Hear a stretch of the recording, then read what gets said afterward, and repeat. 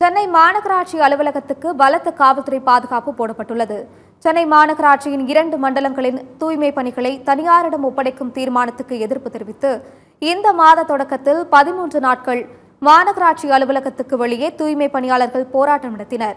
இதனிடையே சென்னை உயர்நீதிமன்றத்தில் உத்தரவை தொடர்ந்து போராட்டத்தில் ஈடுபட்ட தூய்மை பணியாளர்கள் அனைவரும் கைது செய்யப்பட்டனர். இந்நிலையில் சென்னை மாநகராட்சி அலுவலகத்திற்கு வெளியே இன்று மீண்டும் தூய்மை பணியாளர்கள் போராட்டம் நடத்த திட்டமிட்டிருப்பதாக கிடைத்த தகவலை தொடர்ந்து பலத்த பாதுகாப்பு போடப்பட்டுள்ளது. கீழ்ப்பாக்கம் துணை ஆணையர் ஜெரினா பேகம், திருவல்லிக்கேணி துணை ஆணையர் ஜெயச்சந்திரன் உள்ளிட்ட 5 துணை ஆணையர்கள் தலைமையில் 500 காவலர்கள் குவிக்கப்பட்டுள்ளனர். தூய்மை பணியாளர்கள் போராட்டம் நடத்தினால் அவர்களை கைது செய்வதற்கு தயார் நிலையில் 20க்கும் மேற்பட்ட மாநகர பேருந்துகள் தயார் நிலையில் வைக்கப்பட்டுள்ளன. மேலும் 3 தீயணைப்பு வாகனங்கள், 10க்கும் மேற்பட்ட ஆம்புலன்ஸ்கள், காவல் ரோந்து வாகனங்களுக்கும் முன்னெச்சரிக்கையாக நிறுத்தி வைக்கப்பட்டுள்ளன.